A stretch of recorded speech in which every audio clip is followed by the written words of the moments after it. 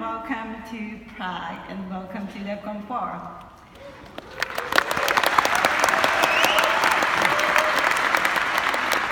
And for those of you who haven't met me, my name is Aya Miyaguchi. I am Executive Director of the Ethereum Foundation. I have been to past DevCon in Shanghai and also in Cancun last year, but this one feels special as this is the first time as an organizer. And I'm excited to see a lot of familiar faces and also excited to meet new people. We tried our best to welcome new members of the community to this DevCon this year. And you may have attended various Ethereum events throughout like the year in the world.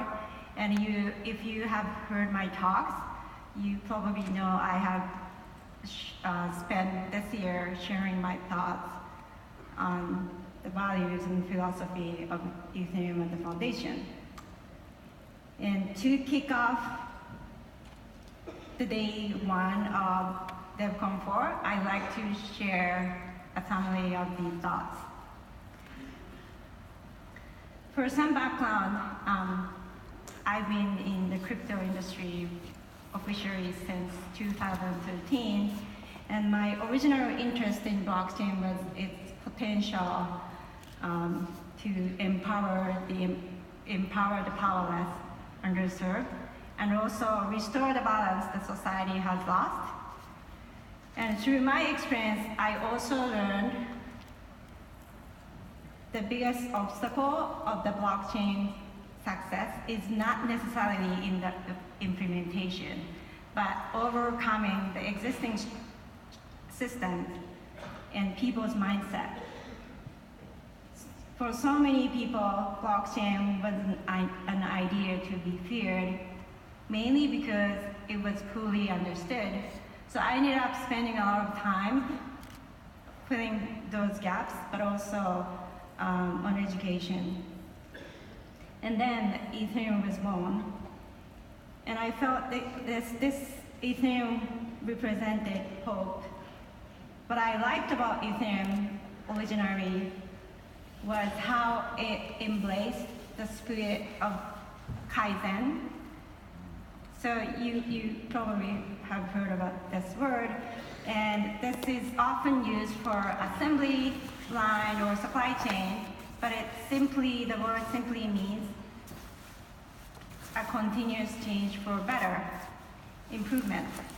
And I think that's exactly how Ethereum was created by Vitalik Buterin, and also how it has evolved. And you will see here about those improvements in the next Vitalik's talk about ETH 2.0, and also from many speakers at this DevCon. Every time when I learn about new project in crypto, I think about two things. One is technology, and the other is philosophy. Technology can change the world, but I believe it's philosophy that moves people to try to improve, and also philosophy is what guides us toward the right direction, and without philosophy, the tool cannot change the world. And lately, I have had chances to speak with visionaries and heroes of the early days of the internet, and increasingly, I feel that the internet was created for the freedom of people's activities, voice, and rights. However, we have also seen how the internet has contributed toward more centralized systems, especially in the past few years. This is why we need to be cautious as an industry. Blockchain could create intentionally or unintentionally more centralized systems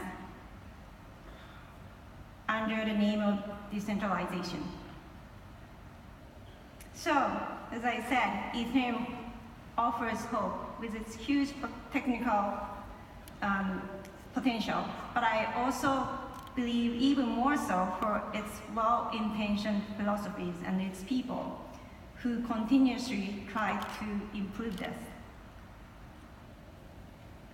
And we are lucky to have this growing community, but we also have a new challenge to maintain our philosophies and the culture. And this is exactly why I envision this DevCon to be a strong opportunity for us to think not just about what and how we are building, but about why. This is an opportunity for us to remind ourselves why we are working on Ethereum and share our philosophies and visions with people around us. And there's also a lot we can learn from the heroes of the internet, many of whom share our philosophy and mission. And it is also very important now for us to learn from our kindred spirit outside of crypto as well. For that, in addition to tech and research talks and discussions, this year we have great list of inspiring speakers. We have Stuart Brand from the Ethereum Foundation, Brewster Kell from the Internet Archive, Len Well of the book Radical Market, Kasper Kojic from the Estonian government, and also Cory Doctorow, a cipher author and activist. And I also would like to mention the city of Prague is perfect for this year's DevCon. Many times in history, this city has lost its identity and its voice, and also was controlled by centralized powers. It was Habsburg for many years, and the Nazis during the World War II, and most importantly, during the Cold War, the public actually believed that this city could be the model of communism ideologies and lost its freedom again. With the spirit of Kaizen, I like to believe we can always learn from the history, and we can do so by being in this beautiful city, but also we can learn from people in the city and how they have achieved their freedom back again. Let me talk about the foundation for a little bit. I joined the foundation early this year, and it's been a thrilling experience.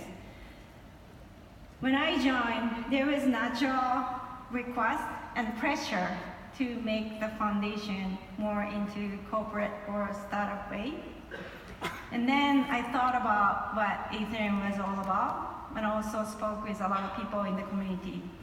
And also, of course, spoke with Vitalik, who was the big influence on this. And then somehow it put me into this like very Zen state of mind, and I thought about my roots and why I decided to support Ethereum, and then I realized these are all related.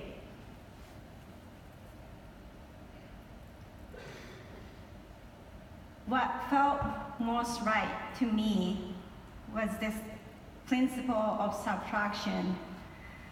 In this today's society, we are programmed to value addition. And then the society has trained us to believe that the more is better, the bigger is better. But this addition has dark sides. More people comes at the cost of more resources, more money comes at the cost of exploiting human, and more power comes at the cost of human inequality. When we act thoughtlessly, we create imbalance in the world. This is why we have to increasingly think about this philosophy of subtraction, pursuing decentralization.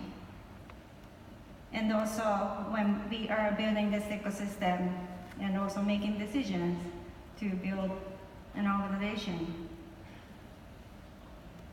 And this philosophy is not really new to me.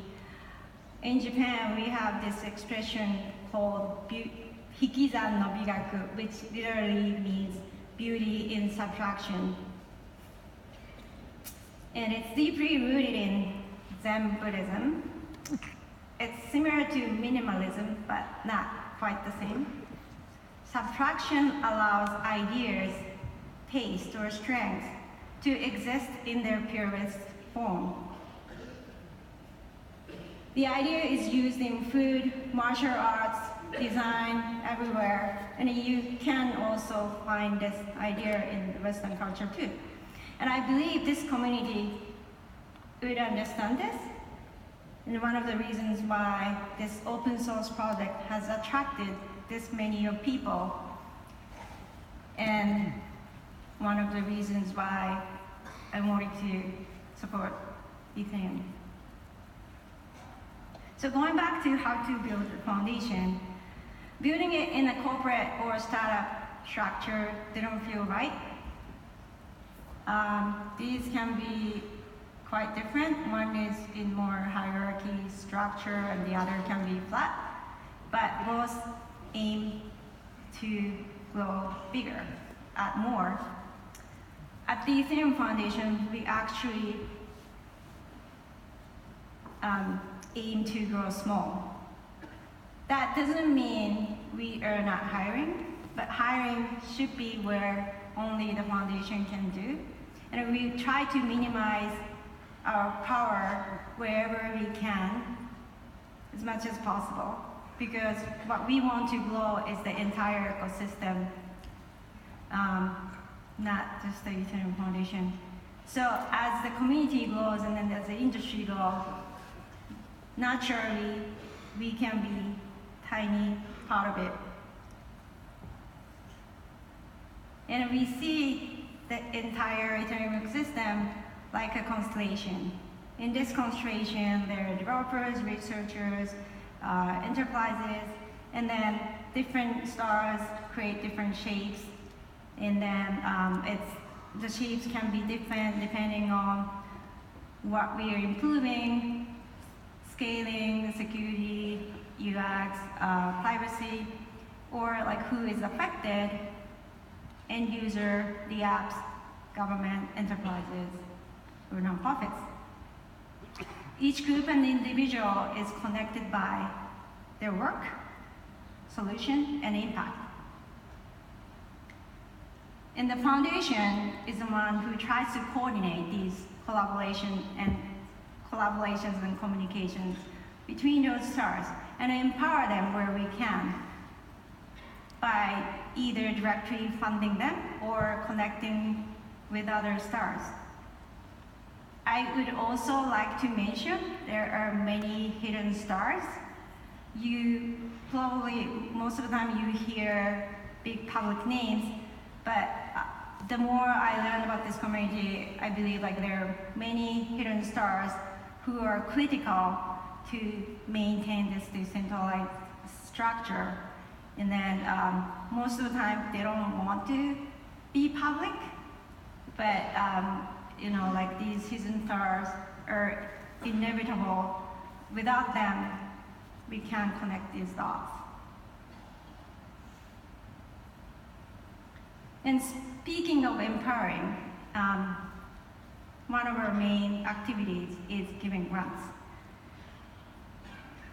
And this year we have provided about $20 million amount of grants to more than 70 individuals and organizations.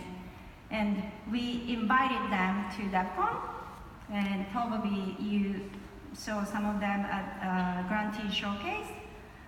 If you, like we invited them so that you can talk to them and then you can ask their experience. And we would like to continue doing this. Hopefully, more quicker. And also, how we give grant is in the decentralized way. This is something like not many people know. We work with actual community members to identify what are the missing pieces in the development and research work.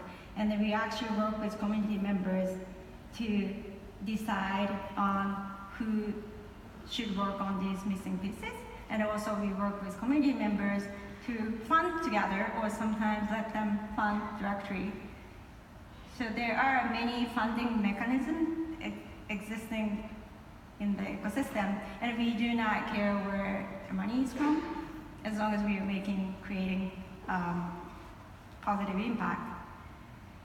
And it looks a little chaotic now, but in order for us to maximize our impact, this is at this moment, this is where we are at, and we are trying to organize and coordinate better.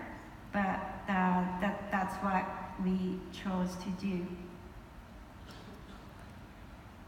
Okay, lastly, I would like to give special thank you to the city of Prague. Other than offering this beautiful city and place, the city is providing free transportation to DevCon attendee during DevCon time. So thank you.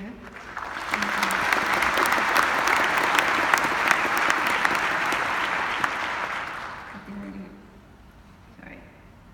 Anyway, it's okay. And also, I have to mention that there are many volunteers from the city, community members. I don't know if they can be here, but the community members here have been really supportive and helping throughout the entire time since we decided on the city. And that I like to give big thanks to those people. Thank you very much.